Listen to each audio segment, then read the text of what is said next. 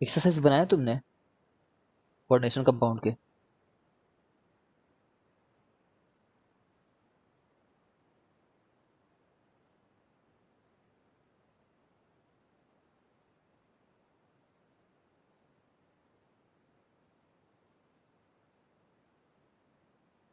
बने? मेरे हिसाब से बन गए होंगे।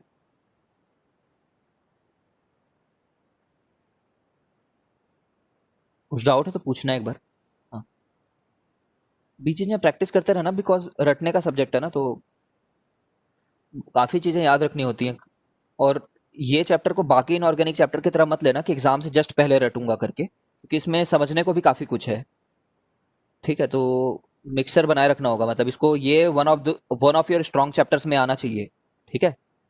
फिर से मान लो अगर इनऑर्गेनिक तुम्हारा वीक चल रहा है ना, तो तुम 2-3 चैप्टर को बहुत स्ट्रांग बना लो इनऑर्गेनिक का। मेटलर्जी है ना, metallurgy is not that type of inorganic जिसको कंप्लीटली रटना हो।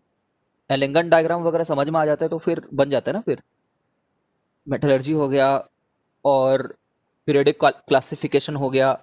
पीरियडिक क्लासिफिकेशन तो पक्का एकदम 100% हमारा क्लियर होना चाहिए इनऑर्गेनिक समझने के लिए।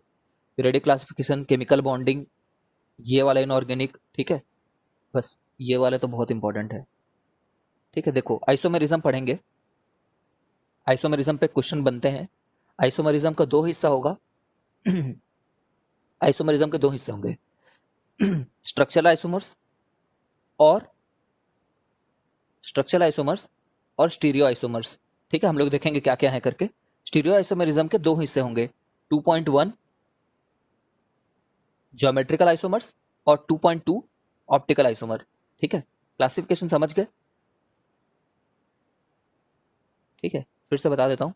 आइसोमर्स जो है ना वो दो टाइप के हैं, स्ट्रक्चरल और स्टीरियो। स्टीरियो दो टाइप के हैं, ज्योमेट्रिकल और ऑप्टिकल। ठीक है, स्ट्रक्चरल जो है वो तो for the sake of study हम लोग पढ़ रहे हैं, इसमें क्वेश्चन बनते नहीं है ज़्यादा। ठीक है, हाँ, वन मार्कर स्टेटमेंट आ सकता है कि इज दिस स्टेटमेंट ट्रू और फॉल्स, है ना। तो पढ़ना तो है ही, बट मेजर फोकस हमारा यहाँ पर रहेगा।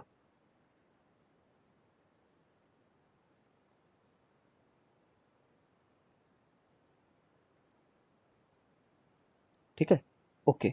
Structural isomer in coordination compound क्या होता है ये देखो। स्ट्रक्चरल आइसोमर ये है कि उनका फॉर्मूला तो सेम रहेगा, है ना।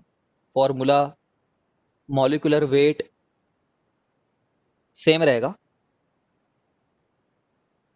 फॉर्मूला नहीं लिखना चाहिए, चलो मॉलिक्यूलर वेट सेम रहेगा, बस इतना को ध्यान दे दो सबसे पहले तुम। ठीक है, फॉर्मूला मतलब कंपोजिशन बोलना चाहिए था मेरे को, है ना। कंपोजिशन मतलब क्या क्या एलिमेंट मौजूद हैं वो सेम रहेंगे। तो स्ट्रक्चरल आइसोमर के बहुत सारे टाइप होते हैं, सब टाइप होते हैं। उनमें से वन टाइप है आयनाइजेशन आइसोमर। ठीक है, ionization isomer as the name suggest, जब ये आइसोमर्स को पानी में डालेंगे तो वैसे फॉर्मूला बाहर से देखने में, स्ट्रक्चर को जब तक नहीं जान रहे हो ना, till the time you are not knowing the structure, तब तक बाहर से देखने में सेम लगते रहता है फॉर्मूला। ठीक है, मतलब जब तक ये लिखना नहीं आया तुम्हें तब तक सेम लगता है। तो जब इनको पानी में डालते हैं ये दो अलग अलग आइसोमर को, तो अलग अलग बिहेवियर शो करते हैं, जैसे कि देखो। देखो फिर एक बार डेफिनेशन रीड करेंगे। ये देख पा रहे हो, CONH3 5SO4NO3। ठीक है, अगर किसी कंपाउंड में अगर ऐसा पॉसिबल हो कि बाहर में जो है ना, बाहर में जो हमारे पास आयन है वो खुद एक पोटेंशियल लिगेंड है ना, मतलब वो खुद एक लिगेंड की तरह भी एक्ट कर सकता है। सिमिलरली अंदर का कोई बंदा जो है वो भी एक आयन की तरह बिहेव कर सकता है बाहर जाकर के, एक है ना काउंटर आयन की तरह बिहेव कर सकता है। तो काम हो जाएगा हमारा। जैसे कि देखो, ये NO3 अंदर आ जाए, ये SO4 बाहर चले जाए, अगर ऐसी पॉसिबिलिटी है लिगेंड्स में ही, ठीक है, तभी ये शो होता है। तो यहाँ पे NO3 अंदर आ गया, SO4 बाहर आ गया है। ठीक है, तो व्हाट डिड आई से, this type of isomerism occurs when the counter ion when the counter ion in a coordination compound itself in a coordination compound itself is a potential ligand and can displace a ligand which can then become a counter ion. Is it clear?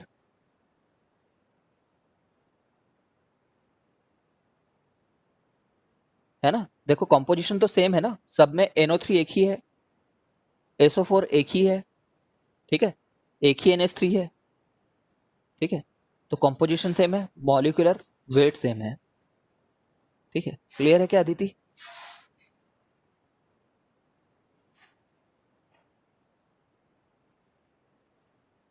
ठीक है, ये भी देखो।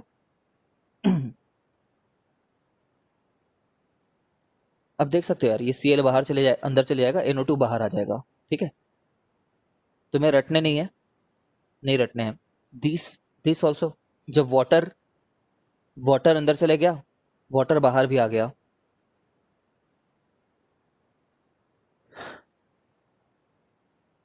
ठीक है। तो ions में बदलाव आया, यहाँ पे Br2 थे, यहाँ पे Br हो गया, वाटर अंदर बाहर हो गया। ये वाटर जब अंदर बाहर होते रहता है ना, इसको हम लोग हाइड्रेट आइसोमर भी बोलते हैं।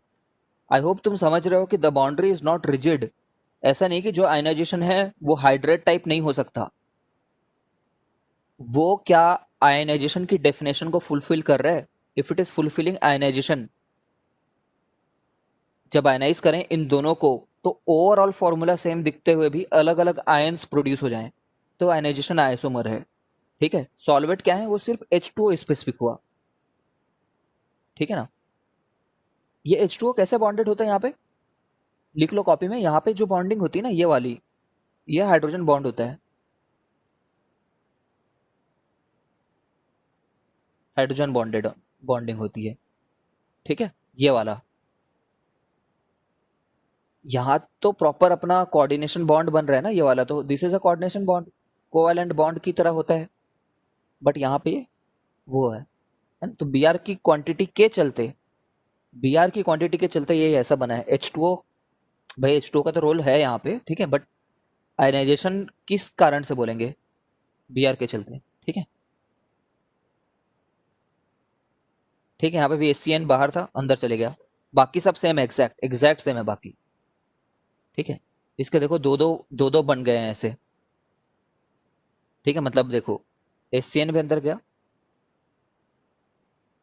ऐसे Cl भी एक बार अंदर जा सक रहा है, ठीक है। ऐसे मतलब तुम्हें इसकी काउंटिंग वाउंटिंग नहीं सीखनी है, कोई फॉर्मूला नहीं है, you don't have to go that deep, बस तुम्हें समझना चाहिए कि क्या है आयनाइजेशन आइसोमर, नाम से बस आना चाहिए, ठीक है।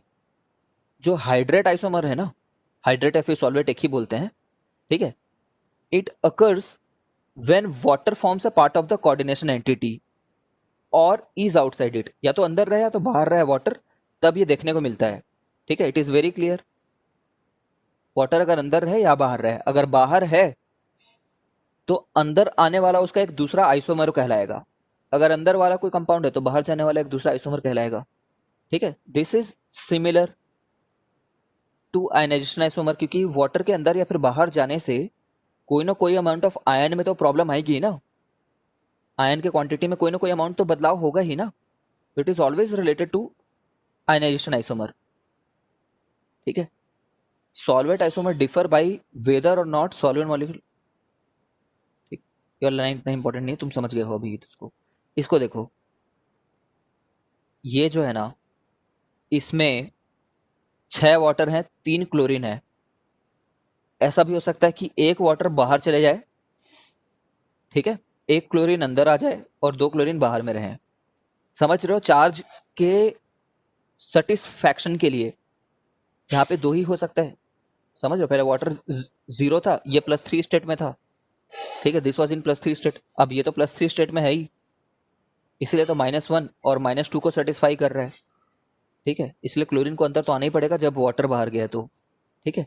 अब तुम एक बात बताओ, अगर मैं एक डिहाइड्रेटिंग, जैसे H2SO4 जो है ना, ये एक डिहाइड्रेटिंग एजेंट की तरह काम करता है, ये डिहाइड्रेशन कॉज करता है, वाटर मॉलिक्यूल जैसे लूजली बाउंडेड होते हैं ना, लूजली बाउंडेड हाइड्रोजन बॉन्डिंग वगैरह से सिंपल बॉन्डिंग होते हैं, उन वैसे कंपाउंड में अगर H2SO4 पास किया जाए तो वो वैसे वाटर मॉलिक्यूल को खा जाते हैं, तो यहाँ पे वो वाटर मॉलिक्यूल को नहीं खा पाएगा, बिकॉज वो अच्छे से बॉन्डेड है, कोऑर्डिनेशन बॉन्ड है, ठीक है। बट यहाँ पे तो सिंपल एक हाइड्रोजन बॉन्डिंग से बॉन्डेड है, तो यहाँ पे ना एक H2O को हटा देगा ये। Are you clear with this thing? ठीक है, एक H2O को खा जाएगा यहाँ पे। वैसे ही सिमिलरली क्लोरीन का अगर हम टेस्ट करें तो यहाँ पे 2 क्लोरीन प्रेजेंट होने वाली बिहेवियर शो करेगा, यहाँ पे 3 क्लोरीन प्रेजेंट होने वाली बिहेवियर शो करेगा। We know all this thing, है ना। यहाँ पे एक वाटर मॉलिक्यूल सेपरेट होगा, 5 नहीं होंगे, ठीक है। सिमिलरली इसके बहुत सारे टाइप हैं, देख लेना, ये बस बता रहे हैं एक एग्जांपल, हो सके तो याद रख लो। कलर मुझे नहीं लगता इतना इंपॉर्टेंट है, अनलेस एंड अनटिल वो कहीं और पे दिखे, कहीं और पे मतलब चैप्टर के किसी और हिस्से में।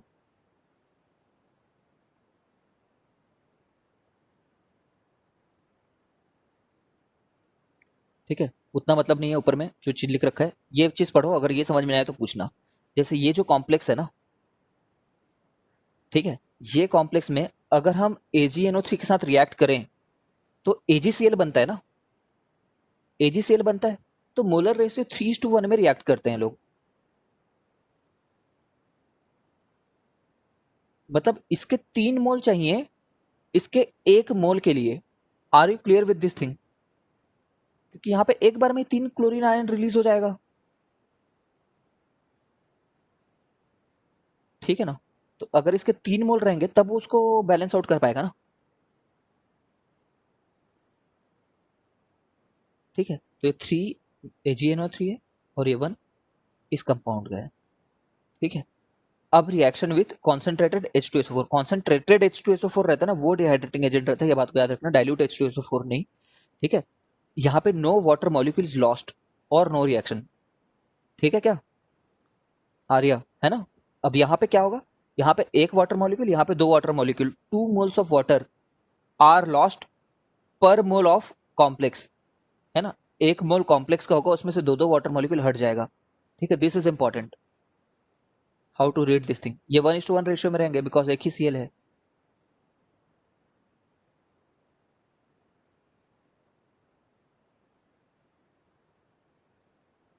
ठीक है।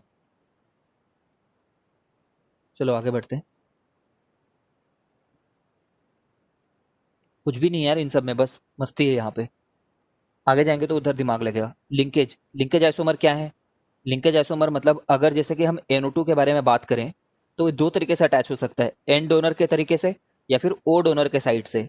तो जब एन डोनर के साइड से अटैच किया होगा तब उस कंपाउंड को एग्जैक्टली सेम है थोड़ी बोल देंगे, जब ओ डोनर के साइड से अटैच हुआ होगा तो भाई कुछ तो डिफरेंस होगा, एक बार एन बॉन्ड बना रहे एक बार ओ बॉन्ड बना रहे, they are not perfectly the same. जैसे कि यहाँ पे देखो, this thing and this thing, बाहर वाला परफेक्टली सेम है, NH3 5 में कोई प्रॉब्लम नहीं है, NH3 5 यहाँ पे भी है यहाँ पे भी है, ठीक है। और ONO और एक बार NO2, तो ये दोनों आइसोमर है बोलते हैं, है ना। These two are different complexes, they are isomers, ठीक है, नथिंग बिग। SCN भी ऐसा हरकत कर सकता है क्या?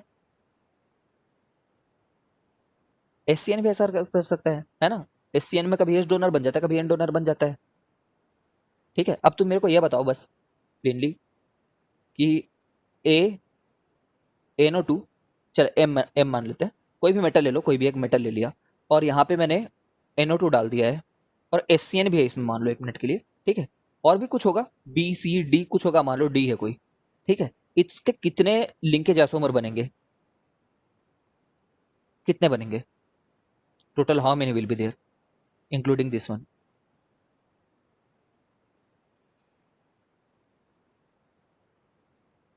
टोटल 4 रहेंगे, समझ पा रहे हो क्या? एक बार N से S से, है ना, एक बार N और S दे रहे होंगे, एक बार N और यहां से भी N दे रहा होगा, एक बार यहां से O दे रहा होगा, वहां से S दे रहा होगा, एक बार यहां से O दे रहा होगा, वहां से N दे रहा होगा। Is it clear? इसके 4 बनेंगे, N donor S donor, N donor N donor, O donor S donor, O donor N donor, ठीक है। क्लियर है क्या हर्षिता?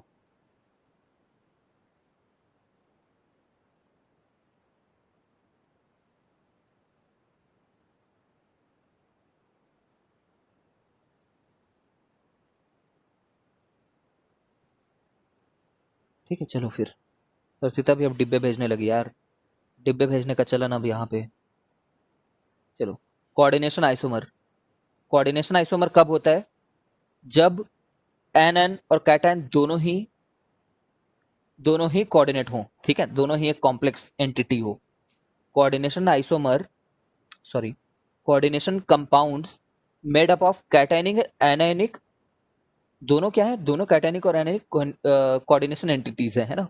दे only show this type of isomerism, क्यों शो करते हैं, due to interchange of ligands, ठीक है, this is important, due to interchange of ligands between cation and anion entities है ना, उन एंटिटियों के बीच में, जैसे कि यहाँ पे NH3 का इसके पास चले जाना और CN का इसके पास चले आना, अगले में यही हुआ है क्या, देखो Cr के पास में NH3 6 चले गया है ना, ये ऐसा शो करते हैं, ऐसे जिन लोग शो करते हैं उन लोग को आइसोमर बोलते हैं।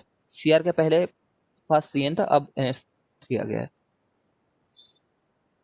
समझ गए। एक चीज को ध्यान दो, ध्यान दो इस बात को कि पहले क्या था, यहाँ पे CO का कितना ऑक्सीडेशन स्टेट है बताओ तो, CO +3 है ना, तभी तो यहाँ पे देखो ये -6 वाला है ना, तो Cr को +3, देखो तुम्हें डाउट होता है तो +3 मान लिया करो, ठीक है, ये तो समझ ही गए होगे अभी तक, डाउट होता है तो +3, ठीक है, तभी तो इसके -6 वाले के साथ मिल करके -3 बना था यहाँ पे, इसका चार्ज -3 है ना, तो इसका भी चार्ज +3 होना चाहिए ना, इस ओवरऑल का, भाई NH3 के पास तो कोई चार्ज नहीं होता है, ठीक है, आई होप समझ रहे हो यार मैं क्या बोलने की कोशिश कर रहा हूँ। You have to notice this thing कि CO NH3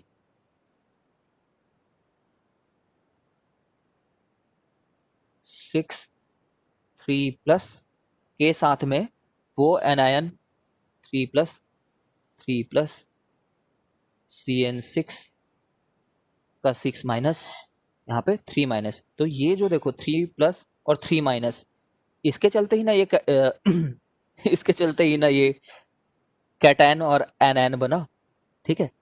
अब ऐसा तो नहीं कर दोगे ना भाई, तुम ऐसा तो नहीं लिख दोगे सर सी ऐसा लिख देते हैं, कोई परेशानी है क्या, मेरे को बताओ इसमें क्या गड़बड़ है, सर ऐसा लिख देते हैं ना, CO को लेफ्ट साइड में रहने देते हैं, क्यों बेचारे को राइट साइड भेजे। I am asking you a very dumb question, just do not disappoint me, if you are not knowing कोई बात नहीं, चलो ऐसा क्यों नहीं लिखा है, ऐसा क्यों लिखा है,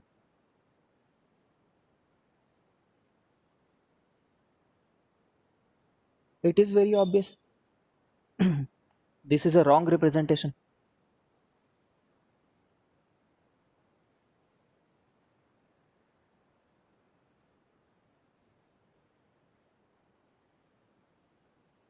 है ना भाई, क्यों, क्योंकि भाई अब जब ये लोग इंटरचेंज किए ना, तो ये तो अब आयन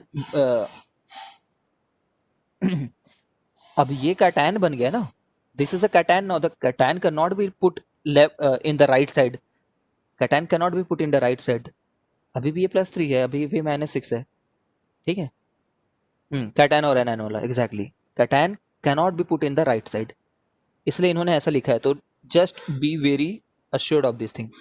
अच्छा, इसके ना वेरियस कॉम्बिनेशन बन सकते हैं, है ना, ये बहुत सारी चीजें शो करता है ये वाला चीज, ऐसे भी होता है, देखो देखना यहाँ पे, this is also one of the thing, CO को ऐसे ही रहने दो, इसको प्लस बनाए रखना है मेरे को, तो मैं NH3 रहने देता हूँ, 5 यहाँ पे रख देता हूँ, एक CN आने दे देता हूँ, ठीक है, अब इससे क्या होगा, ये +2 बन गया है, ठीक है, उधर भेज देता हूँ CR को, NH3 को, NH3 CN5, ठीक है, अब ये कितना हो गया, -2 हो गया है, क्योंकि ये +3 था पहले भी, +3 था पहले भी, -1 है, समझ गए हो क्या, दिस इज ऑल्सो पॉसिबल।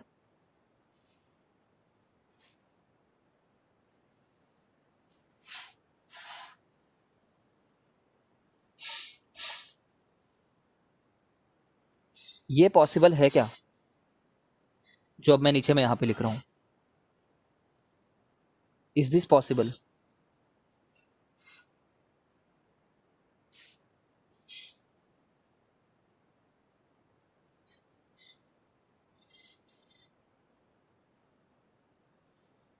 ये पॉसिबल है,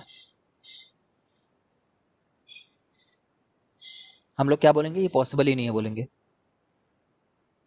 ये बताओ यार, पॉजिटिव एंटिटी और नेगेटिव एंटिटी जो होते हैं वो क्यों अट्रैक्टेड होते हैं इलेक्ट्रोस्टैटिक से, भाई नेट चार्ज ही 0 है, अट्रैक्शन होगा क्या कोई प्रकार का कोई भी प्रकार का अट्रैक्शन रहेगा क्या, प्यार भावना इनके बीच में नहीं रहेगी ना, ऑफ कोर्स नहीं रहेगी, ये नहीं एग्जिस्ट करता, not possible, does not exist, है ना। हाँ, इसके आगे वाले एग्जिस्ट कर लेंगे। यहाँ पे भले ही तुम 4 CN भेज दो, वो चलेगा। यहाँ पे 4 CN भेजोगे तो ओवरऑल इसमें -1 आ जाएगा ना, तब ये भले ही एनायनिक एंटिटी बन जाएगा, फिर इसको पूरा राइट साइड लेकर के जाना पड़ेगा। समझ रहे हो, वो भले एग्जिस्ट करेगा एक बार, ठीक है। तो इसके बहुत सारे एग्जिस्ट करेंगे, जितने कॉम्बिनेशन, यहाँ पे 5 है, यहाँ पे 4 भी चलेगा। समझ रहे हो, 6 था, 5 था, 4 चलेगा। 3 तो आ नहीं रहा है, 3 नहीं बन पा रहा है, ठीक है। फिर 2 जब करोगे इसको, तो इसको उधर भेजना पड़ जाएगा, इसको मतलब इस पूरे को इधर भेजना पड़ जाएगा, ठीक है। अल्फिया समझ गई हो क्या?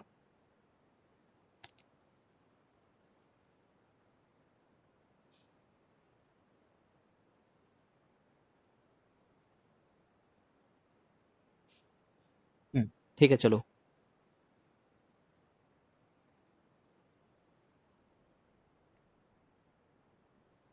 Ligand, ligand isomer, ligand isomer, ligand का आइसोमर बन जाना, लिगेंड का आइसोमर बन जाना, ये क्या चीज है?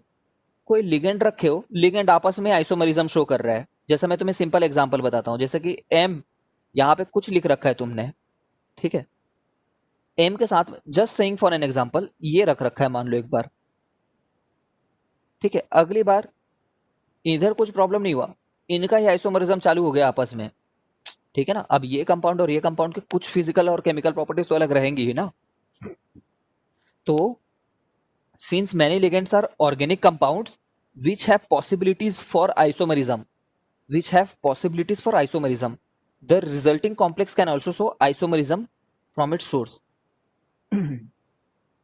ये Pn और Tn स्ट्रक्चर ड्रॉ कर सकते हो क्या? एक बार ड्रॉ करके दिखाओ मेरे को अपनी कॉपी में, हम चेक करते हैं एक बार। This is Pn and this is Tn, try करो।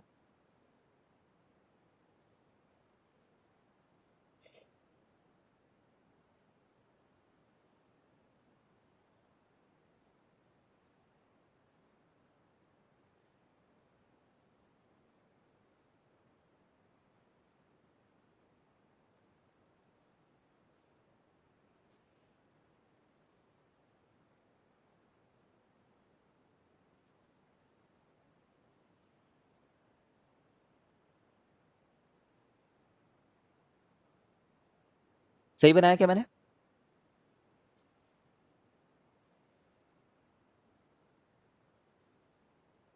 Pn En, Tn sorry, En नहीं, Tn, ट्राइथिलीन डायमंड।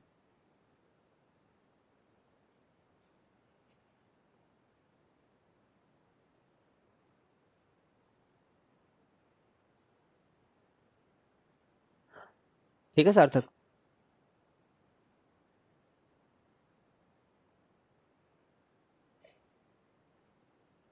ये मेटल है, मेटल, ठीक है। तो ये आपस में अगर आइसोमर शो कर रहे होंगे, लिगेंड्स लोग ही आपस में आइसोमर शो कर रहे हैं, तो फिर वो फिर अलग अलग कंपाउंड्स हुए, आइसोमरिज्म हो गया, ठीक है। Polymerization isomer, polymerization isomer, polymerization isomer strictly speaking ये नहीं है, हमें इतना ध्यान नहीं देना है, ज़्यादा मत ध्यान दो, है ना, नॉट इम्पॉर्टेंट, सीधी बात ये है, ठीक है। ये इसलिए क्योंकि they are not true isomer in real sense, है ना। ऐसे ही बस बुक को बड़ा करने के लिए उन्होंने डाल रखा है यहाँ पे, ठीक है। बुक में कुछ कंटेंट ऐसा भी होना चाहिए ना जो बाकी जगह ना मिले, इसलिए डाल रखा है यहाँ पे, not isomer in real sense. क्यों, क्यों नहीं है? Because they have formula weights that are different, ठीक है ना। देखो देखो क्या लिख रखा है, they differ in formula weight. अभी तक फॉर्मूला वेट अलग अलग था क्या किसी का? नहीं था अभी तक, है ना। जितने NH3 उतने ही NH3 थे, बट यहाँ पे देखो, यहाँ पे क्या हो रहा है देखना, CO है, NH3 है, NO2 है, CO है, NH3 है, NO2 है। देखो NH3 कितना है, NH3 12 है, सॉरी NH3 जो है 4 है ना। NH3 इज 4 प्लस 2 6 है NH3, ठीक है। इस वाले में देखो तो एक बार, यहाँ पे 4 इंटू 3, भाई अलग अलग हो गए ना, यहीं पे 6 थे, यहाँ पे 12 हो गए, ठीक है। तो वही सब, CO है, NH3 है, NO2 है, CO है, NO2 है, CONH3 CONH3 NO2, बट अलग अलग क्वांटिटी में है, नंबर अलग अलग है उनके। कुछ कोई प्रकार के पॉलीमर बना रहे होंगे, उनसे हमें लेना देना नहीं है, ठीक है, but their molecular weights are different, बस इतना जानना है। समझ गए हो? पॉलीमराइजेशन आइसोमर एग्जिस्ट एग्जिस्ट करते हैं, कोई पूछा तो बस हाँ बोल देंगे, but they are not true isomer in real sense. ठीक है, सबका ना एम्पेरिकल फॉर्मूला सेम है। एम्पेरिकल फॉर्मूला मतलब समझते हो ना, सिंपलेस्ट फॉर्मूला जो उनका होता है। सिंपलेस्ट फॉर्मूला मतलब जैसे कि अगर मैं यहाँ पे देखूं, एक बार एग्जांपल देखना, यहाँ पे मैं बोल रहा हूँ कि यहाँ और यहाँ के सीओ को मिलाकर के 2 है, सीओ 2 है, NH3 4 और 2 6 है। फॉर्मूला लिख रहा हूँ बस, NO2 2 और 4 6 है। ठीक है, तो यहाँ पे क्या फॉर्मूला लिख दूंगा, सीओ NH3 और NO2 NO2 3 है ना, ये फॉर्मूला, ये वाला। और यहाँ पे इस वाले को भी काउंट कर लो एक बार। सीओ जो है वो 3 + 1 4 है। NH3 कितने बार है? NH3 4 या 12 12 बार है। NO2 NO2 है 2 3 6 6 6 12 बार। तो यहाँ पे भी अगर इसको मैं कट करूं तो इसका भी सिंपल फॉर्मूला तो यही निकल करके आया ना। ठीक है, बट ये लोग 4 गुना ज्यादा है। Overall there 4 times more, sorry, इसके कंपैरिजन में देखें तो 2 टाइम्स मोर है इसके कंपैरिजन में, है ना। आई होप समझ गए हो, इसके कंपैरिजन में 2 टाइम्स ज्यादा, इसलिए ये नंबर 2 आ रखा है। ठीक है, जो भी है यार, वो उतना अपन को कैलकुलेट नहीं करना है, रियलाइज करना था बस। अब आ गया स्टीरियो, जो इस चैप्टर का मेन हिस्सा है, स्टीरियोआइसोमर। ठीक है, ये बेसिक डेफिनेशन तुम सब जानते हो, ऑर्गेनिक में पढ़ रखा है हमने, आइसोमरिज्म वगैरह। ज्योमेट्रिकल आइसोमर क्या होते हैं? Different possible geometric arrangements of the ligand. Cis trans सुन रखा है अपन ने, सिस ट्रांस सुन रखा है ना, वही यहाँ पे भी है। ठीक है, तो पहले ज्योमेट्रिकल को पढ़ेंगे, फिर ऑप्टिकल को पढ़ लेंगे, ये तुम बोलो तो साथ साथ पढ़ लें।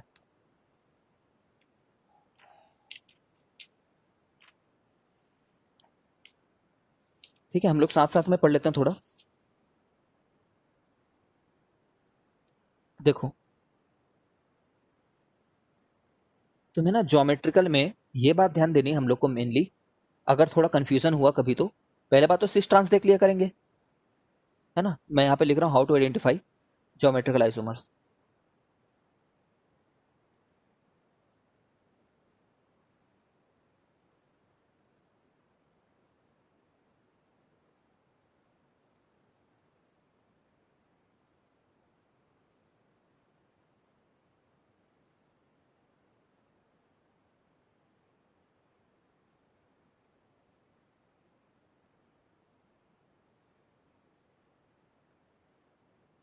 तो तुम्हें सबसे पहले बात तो सिस ट्रांस से देखोगे,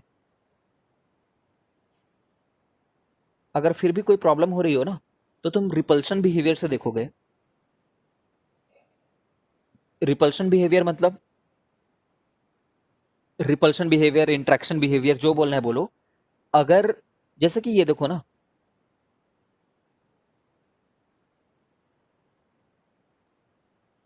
एक बड़ा, एक और बड़ा, कोई एक कंपाउंड है, मान लो कोई बहुत बड़ा ये कुछ कंपाउंड है और दो छोटे छोटे यहाँ पे जुड़े हुए हैं, इनके बीच में जो इंटरैक्शन है, और यहाँ पे जुड़े तो यही 4 लोग हैं। समझ रहे हो, इसको मैं कुछ ऐसा नाम दे देता हूँ इसको मैं ऐसा नाम दे देता हूँ। ये दोनों अलग अलग बिहेवियर को करेंगे ना, they will have different physical and chemical properties. At least physical property को तो समझ लो, they will have different properties. Repulsion behaviour अलग है, boiling point, melting point, volatility अलग अलग होगी इनकी। Are you understanding? क्योंकि यहाँ पे काफी कम रिपल्शन है, comparatively less repulsion between heavy, कुछ तो डिफरेंस आ गया ना।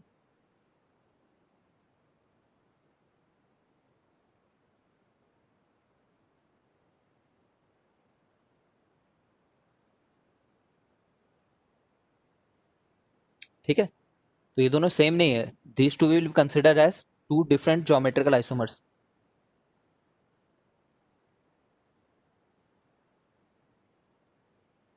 ठीक, क्लियर है क्या? तो पहले भी पढ़ रखा होगा तुमने।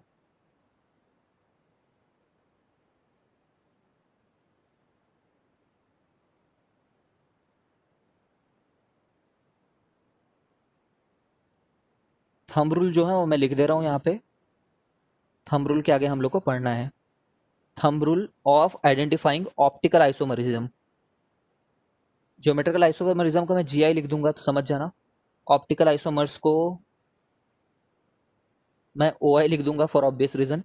ऑप्टिकल आइसोमर अगर प्लेन ऑफ सिमेट्री मौजूद होती है किसी कंपाउंड में, if there is any plane of symmetry.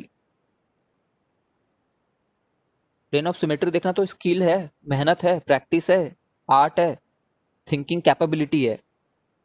Plane of symmetry अगर प्रेजेंट है तो वो ऑप्टिकली एक्टिव रहेगा क्या? यस या फिर नो? सिमेट्री है उसमें तो will it be optically active?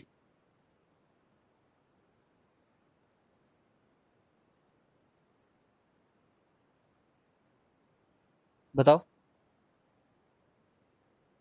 भाई। सिमेट्री है, सिमेट्रिक है, मतलब अगर लाइट आती है तो उसको सभी तरफ से उसको सेम दिखता है। वो सभी मतलब कोई एक कम से कम एक तरीके से, ठीक है ना। अगर प्लेन ऑफ सिमेट्री है तो लाइट आएगी तो बोलेगा कि ये मेरे को डेक्स्ट्रो और लेवो जैसे अलग अलग नहीं लग रहा है, ये मुझे सेम लग रहा है।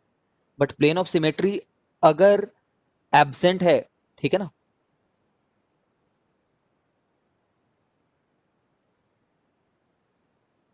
अगर प्लेन ऑफ सिमेट्री एब्सेंट है तो ऑप्टिकली एक्टिव रहेगा। मतलब सिमेट्री नहीं होनी चाहिए, है ना, सभी तरफ से अलग अलग लगने चाहिए। I think you are clear.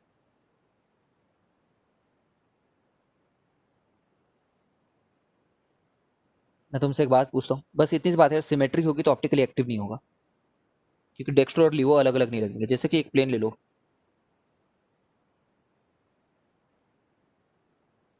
याद रखना जितने जितने भी मैं लिगेंड लिखूंगा, चाहे ए लिखूं बी लिखूं, सब क्या है ये, ए लिखूं बी लिखूं कहीं पे, अभी मैं बताऊंगा ये सब नोटेशन क्या है, सभी क्या है, बॉल्स हैं, ठीक है ना। They are balls.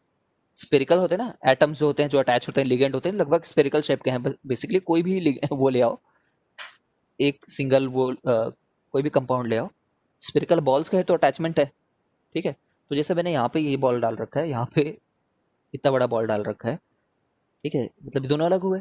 ठीक है, एक और बॉल डाल देता हूँ कुछ अलग शेप का, ठीक है, और कोई एक और बॉल डाल देता हूँ मैं कुछ दूसरा शेप का। यहाँ पे प्लेन ऑफ सिमेट्री बताओ मेरे को। सेंट्रल मेटल एटम के साथ सभी अटैच्ड हैं। अगर मैं इनका नाम ऐसे ले दूँ, इतना टेक्निकल नहीं जाएंगे हर बार, बट अगर मैं ऐसे नाम लूँ इनका, ये एक्स वाई जेड है, what is the plane of symmetry, कहाँ से कट करें?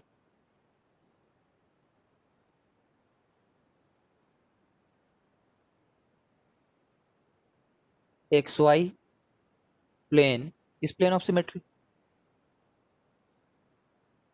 समझ रहे हैं अपन, क्योंकि बॉल है ना, ये यहाँ से कट करूँ इनको, ये लो कट कर दिया मैंने। बॉल के बीचों बीच, स्पेरिकल बॉल को बीच से कट करो, ऊपर वाला बॉल जैसा दिखेगा नीचे वाला बॉल भी वैसे ही दिखेगा।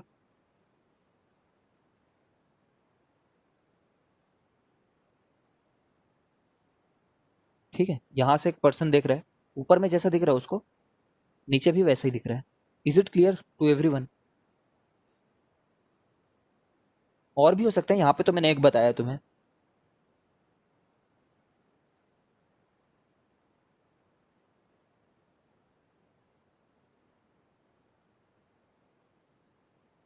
ठीक है ना, यहाँ पे X Y is the plane of symmetry, मतलब ये कट किया मैंने ऐसे करके। ये जो खुद ये प्लेन जो मैंने बनाया है वही प्लेन ऑफ सिमेट्री है। For it above and below are same.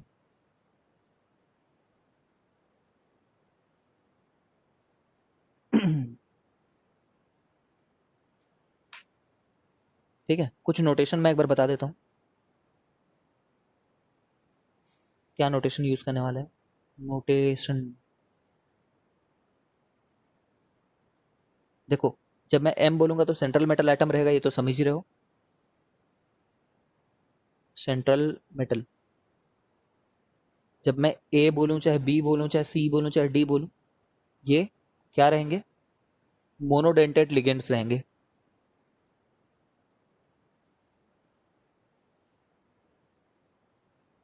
अगर मैं ए ए बोलता हूं या फिर बी बी बोलता हूं तो इसका क्या मतलब रहेगा? बाइडेंटेड लिगेंड,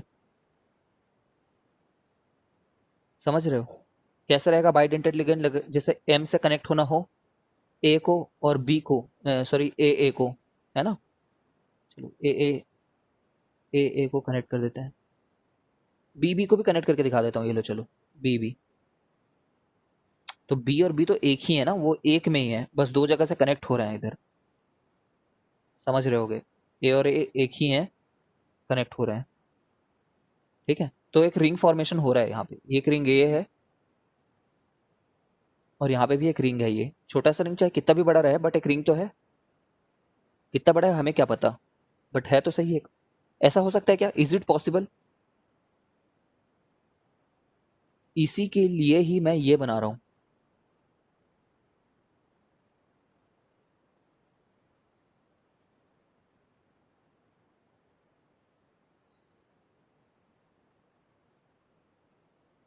ये पॉसिबल है?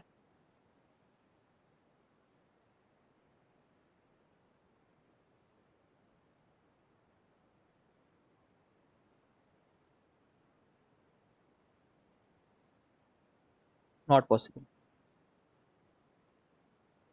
इतने स्ट्रेच नहीं कर सकते यार, समझ रहे हो ना, इतना स्ट्रेचिंग नहीं कर पाएंगे वो लोग, नहीं होगा बॉन्ड। कौन से बॉन्ड के बारे में बात कर रहा हूँ मैं? ये ए और ए इतने दूर नहीं हो सकते, है ना? बाइडेंटेट में, बाइडेंटेट में जो टू डोनर एटम्स होते हैं ना, टू डोनर जो साइड्स होते हैं, वो सीस पोजीशन ही ऑक्यूपाई करेंगे। क्लियर हो गया सब लोग? वो सीस में ही रहेंगे, ट्रांस में नहीं रहेंगे, है ना? Never in trans, never never लिख दिया केमिस्ट्री में तो गोल्डन वर्ड आ गया कुछ। ठीक है, never in trans. Are we clear? इतना बड़ा स्ट्रेच नहीं होता उनका बॉन्ड, इतना बड़ा नहीं होता उनके पास, वीक हो जाएगा, ज्यादा लंबा बॉन्ड वीक होता है, समझते हो?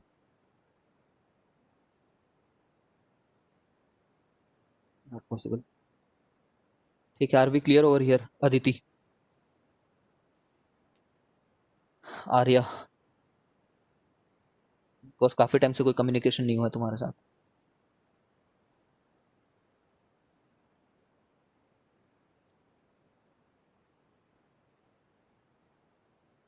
ठीक है चलो, सीस में रहेंगे, ये बात का यूज आएगा। अच्छा ये नोटेशन यूज कर लिया हमने, अगर मैं ये बोलूं तो ए बी, ए बी बोल दूं चाहे सी डी बोल दूं, इसका मतलब क्या है? बाइडेंटेड तो है ना? ये बाइडेंटेड सिमेट्रिक थे, ये बाइडेंटेड हैं बट नो सिमेट्री है इनमें। मतलब अगर ये ऐसा नहीं कि ए बी है तो ये ट्रांस में चले जाएंगे, रहेंगे तो सीस पे ही, ठीक है ना?